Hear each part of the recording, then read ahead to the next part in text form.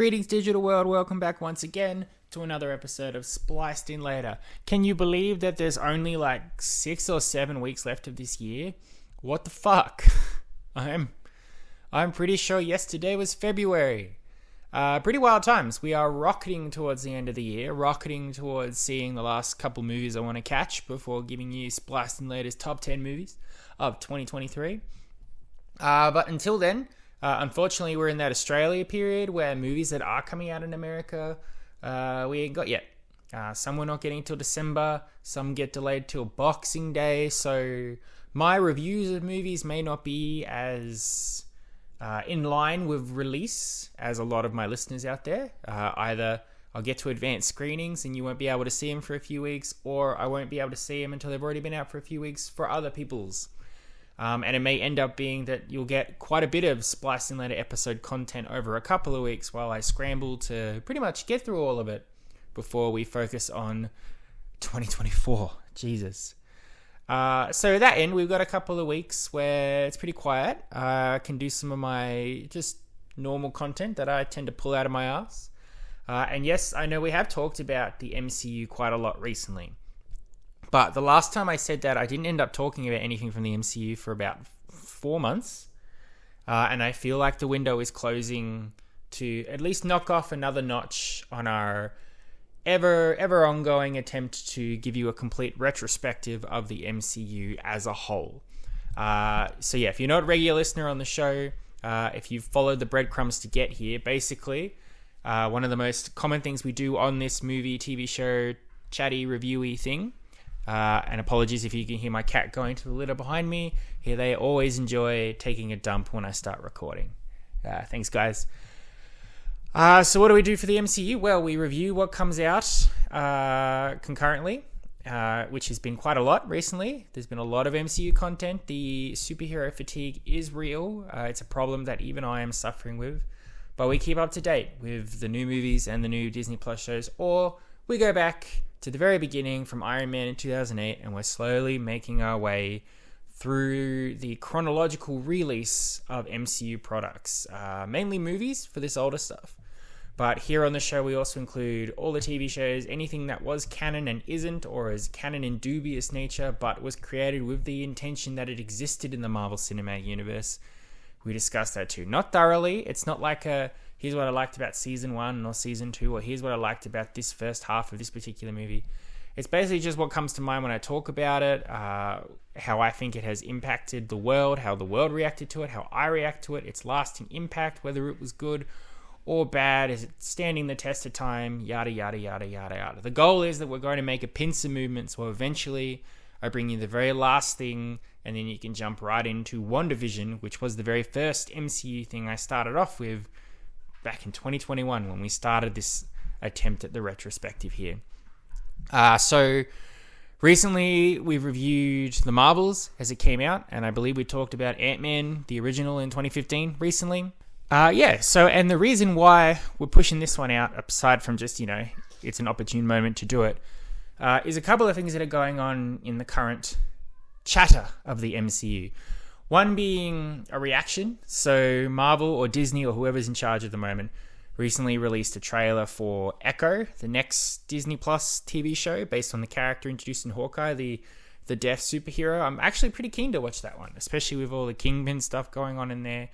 Looks gritty, violent. We're getting it all in one day. It's nice. It's interesting to see how things are being shaken up at the moment. But stupidly, they made a big deal when they released a trailer with some brand new logo at the start of it, called it Marvel Spotlight. And Kevin Feige or Bob Iger, whoever's in charge at the moment, whoever's trying to maintain a hold on this essentially collapsing world, I guess, implied that content from the MCU with Marvel Spotlight at the front is essentially not intended to really be a part of their big plan for the multiverse saga. But and this is not a direct quote, but it's an attempt to tell more grounded stories at a street level for characters that exist in this world, that are self-contained and won't need to be watched to understand how Kang the Conqueror is going to destroy the multiverse. And in essence, Echo probably won't go up against Kang the Conqueror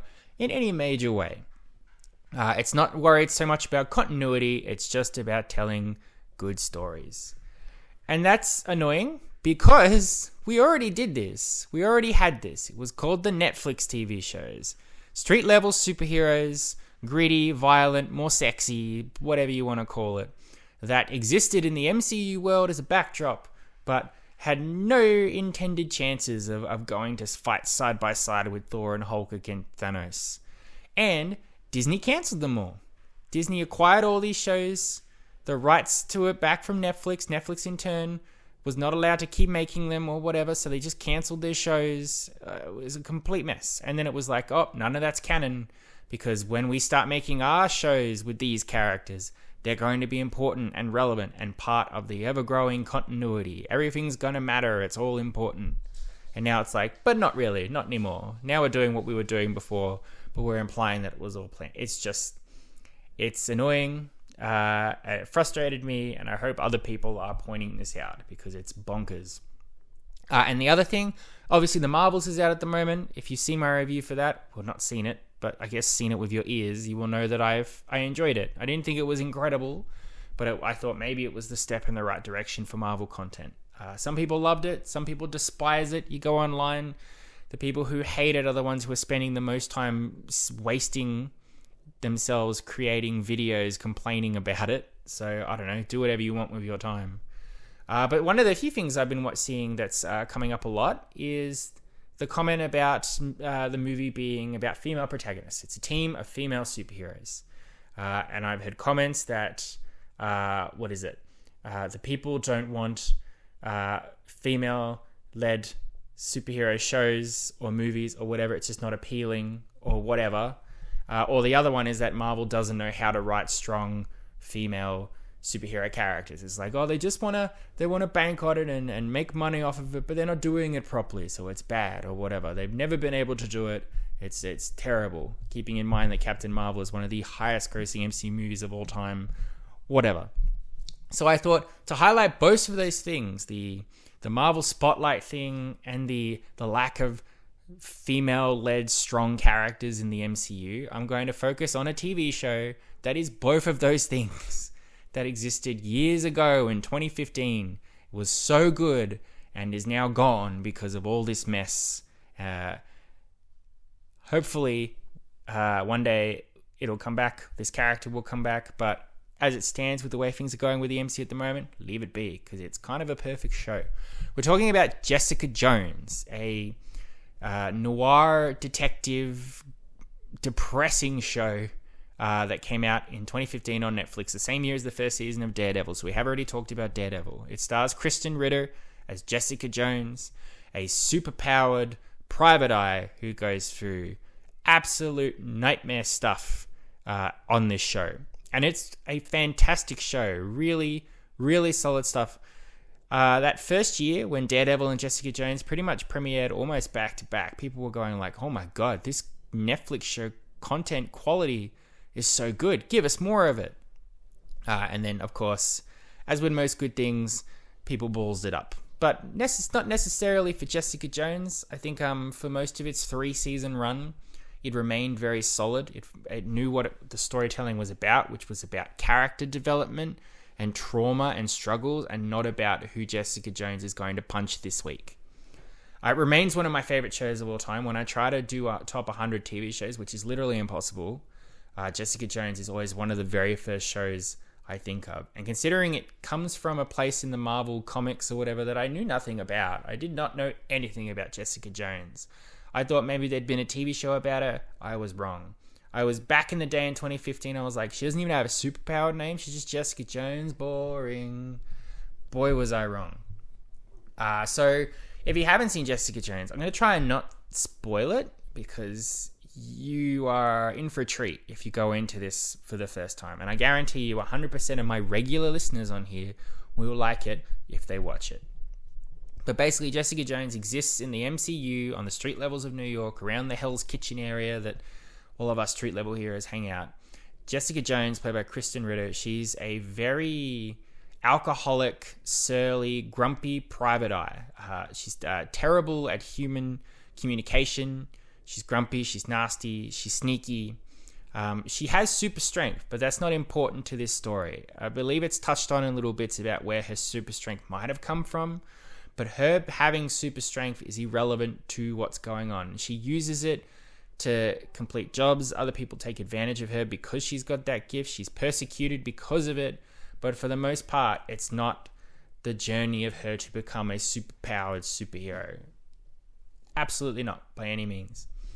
That first season, it's set up that her main antagonist is this absolutely terrible human being but sensational villain, one of those love-to-hate villains called Kilgrave, played by everyone's favorite Doctor Who, David Tennant.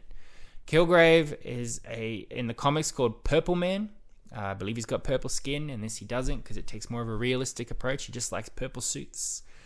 But he has the power of persuasion, which has been done on like heroes and other things before, but when you think about it as a concept, as a power, it's absolutely terrifying. He can make anyone do anything just by saying it.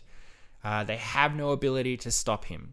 He wants people to stand in the corner and look at the wall for the rest of their lives. They will do it. He wants them to give themselves 1001 cuts. They'll do it. They'll scrape their skin off. They'll jump off roofs. But the most upsetting and probably most important part about this story is he's also a sexual piece of shit person who violates women. It's strongly shown and implied that he has persuaded women to be his slaves, to favor him, whatever. And Jessica Jones, unfortunately, was one of those victims. Super strength's all well and good, but if you cannot control yourself because of this persuasion thing, you're screwed. So it was all stuff that sort of happened before the show. When we come back into it, Jessica has to solve a particular case of a missing girl, which eventually leads her to Kilgrave. And then it becomes a game of cat and mouse, trying to figure out how she's going to stop this pretty much unstoppable, terrible human being. Built up around her is supporting players. One could call it a family, but everybody is always angry and miserable with each other. Jessica's family was killed when she was very young, so she was adopted by this family. Her stepsister Trish was a child star, and her mother is a terrible human being that adopted Jessica because she thought it would be good PR if this child star adopted a young girl in need of a family. Now she's a radio talk show. She lives in Jessica's shadow. They have a pretty good bond, but you can tell there's a lot of resentment to each other as well. And alongside that, Jessica also has a neighbor called Malcolm, who you learn pretty early on in the show. The reason he has a terrible drug addiction is another power move by Kilgrave. He forced him to have a drug addiction so he could be a spy on Jessica for Kilgrave. Once that's all sort of done, Malcolm very much awkwardly and uncomfortably tries to insert himself into Jessica's life because he wants to help people. It's really very upsetting. He wants to find proof that there is good in the world and that humans do the right thing and that the good people will be rewarded and bad people will be punished. But basically, that whole first season is just everybody being absolutely wrecked by Kilgrave and trying to stop him. And it is incredibly shot, incredible storytelling. The build-up of the tension, we don't even see Kilgrave for those first couple episodes, and then when he's there, you immediately know that not only is he a bad guy, but he's incredibly dangerous. David Tennant plays him in such a way that he becomes a character you want to see, you want to watch, but you hate everything about him. One of those you can't look away. He's mesmerized me in how fucked up Kilgrave actually is. Kilgrave is 100% up there in the best MCU villains of all time. One could argue that Jessica Jones never really got away from Kilgrave. He's only a season 1 villain. And the stories and the trajectory that Jessica goes on after that are great for her. It's interesting to see what the storyline does, but there's always that essence of it never will hit that peak of that Kilgrave thing. It's done like a noir style detective story, so there are mysteries, there's narration. It's like the seedy underbelly of New York City. Crime never sleeps, and neither do I. It's done like that, which if you like those old detective stuff like Chinatown or LA Confidential, something like that, you'll definitely get a kick out of that style. I certainly did. I didn't realize how much I wanted it in my life. And again, it's kind of like Doom Patrol or other superhero shows where superheroes are the characters, but them being superheroes is not the point. It's not the purpose of the show. Throughout the 3 seasons, it is a complete deconstruction and analysis of what makes Jessica Jones as a human being. Why doesn't she allow herself to have romantic relationships with other people? Why does she close people off? When she allows herself to feel, she's constantly punished. But is she punishing herself, or is it just unfortunate life? What's going on between her and her sister? Do they actually love each other? Does her sister want to help her, or does he resent her? Does she want to be a superhero? Has she got some nastiness inside of her as well? Poor old Malcolm's desperate struggle to help people. It's just so good to deconstruct and watch all these characters. As I said, the first season was a smash hit, I believe. That Kilgrave story is perfect, and it did really well at building at the time the very small cinematic universe, which was the Defenders world. The ultimate goal was to cross over all the Netflix shows into their own superhero team. So we started with Daredevil. The next one was going to be Luke Cage, and to add to that, Luke Cage was added as a main character for Jessica's first season. Jessica Jones and Luke Cage have a very, very strong relationship in the comics, so it makes sense. But it did really well of having Luke Cage in the show, but not detracting from Jessica. He was only in the show when he was important to the plot. Not just, what do we do with Luke Cage this week? Well, I guess he's just at the bar. No, he comes and goes depending on how the story goes, and does it in a way that if you then move on to Luke Cage, you can appreciate that early story arc for him, but you could also watch Luke Cage without watching Jessica Jones and be completely fine with that story going forward. And I think overall, Jessica Jones was the best survivor of the Defenders crossover. We'll get to it eventually when we talk about the Defenders. It was not really the successful crossover that I think MCU and Netflix and everybody wanted it to be. And most of the shows suffered as a result of it. But Jessica was probably the one show that was able to just move on. It was never really concerned with what happened in the Defenders as a turning point in her show. Like Luke Cage, Misty Knight lost her arm in the Defenders. So you come back to Luke Cage season 2, she's got a robot arm for some reason. Iron Fist, their entire bad guy thing was the Hand, the evil ninja assassins. By Iron Fist season 2, they're gone, dealt with. Daredevil at the end of season 2 was doing fine. Start Daredevil season 3, oh my god, he apparently has been presumed dead and is just coming back to life. What happened there? Jessica, she makes mention every now and then that she does know some superpowered people, but in fitting with Jessica's personality, she does not call on them, she does not need them, she just moves on. As I said, the idea that Marvel can't write strong female lead protagonist superheroes is bullshit when you look at a show like Jessica Jones. Jessica is such a nuanced character, played to perfection by Kristen Ritter, full of emotion, struggle, drama, one of the best story arcs in the MCU by far. So if you're looking at the Marvels and you're like, they don't know how to do it, check this show out because it'll prove you wrong, 100%.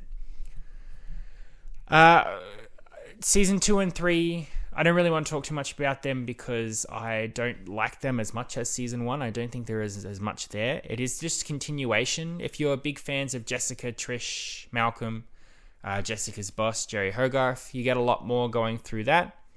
But it is, in essence, it is the same of this show's popular, we've got to keep going. Jessica was also the one show that manages to secure a third season before the great Netflix purge. But in that essence, it has a more rounded conclusion to Jessica's story than the rest of the shows did, because I believe as they were making that final season was when they knew we won't be coming back for more. So we need to end it in a spot where you can be satisfied with Jessica's journey, her story, one way or another. But yeah, it is one of my favorite shows of all time. It's definitely 100% my favorite MCU show of all time. It's close. There are other things that come very close, like Agents of S.H.I.E.L.D. and Daredevil, Miss Marvel. But Jessica, there's just something about it. The performances, the storytelling, the mood, the atmosphere, the Kilgrave of it all. It's a really good show. And it's all on Disney+. If you haven't seen it, it's up there with everything else. Go check it out. It's a 10 out of 10 show for me, easily. Well, alright, let's be fair. We'll give it a 9 out of 10 because 2 and 3 has its flaws. But for the most part, it maintains solid quality throughout its 3-season run. So check that out if you haven't. But I don't know why you'd be listening to this unless you've probably already seen it or you're one of my friends, in which case, thanks. There you are. Thank you very much for listening. I hope you've enjoyed it. As I said, when I go back and talk about this stuff, they're not very deep. I don't analyze the creations, the directors, their overall impact or anything. I'm just like, this was good. I liked this. I didn't like that. Moving on to the next thing.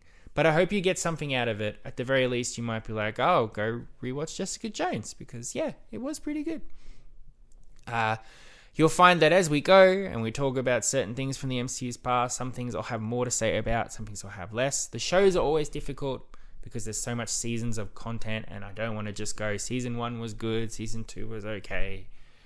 But it's also a way for people to watch the shows if they haven't seen them. You don't want to say, hey, you should watch this show. In season 2, this person died and this person betrayed this person. It's like, well, I don't need to watch it. You just told me what happened. I will be back next week for something. Haven't decided yet, but I don't believe I'll have seen a new movie to review by then. And we'll step away from the MCU for a bit now. We've done quite a few things from there. What If Season 2 is coming around Christmas time as well, so you don't need me to fill your MCU quota. I think we'll be talking about one of my 100 movie bucket list movies next week, but who knows? It could change. Either way, I do hope you tune in for that one whenever you do tune in. And as always, I do appreciate everybody who listens, everybody who subscribes. I got a couple new subscribers over the last week. That was a nice surprise. I guess people were happy with how I felt about the Hunger Games movie. I don't know. But thank you. I hope you don't unsubscribe. But whoever listens, even for 10 seconds, for 1 second, even if you're that person who listens to my intro for a few seconds and goes, oh, no thank you. It all counts to the algorithm, I guess. So thanks. It doesn't mean a lot. Regardless. Until next week, I love and appreciate you all. As always, you've been spliced in later. Adios, muchachos. I'll catch you next time.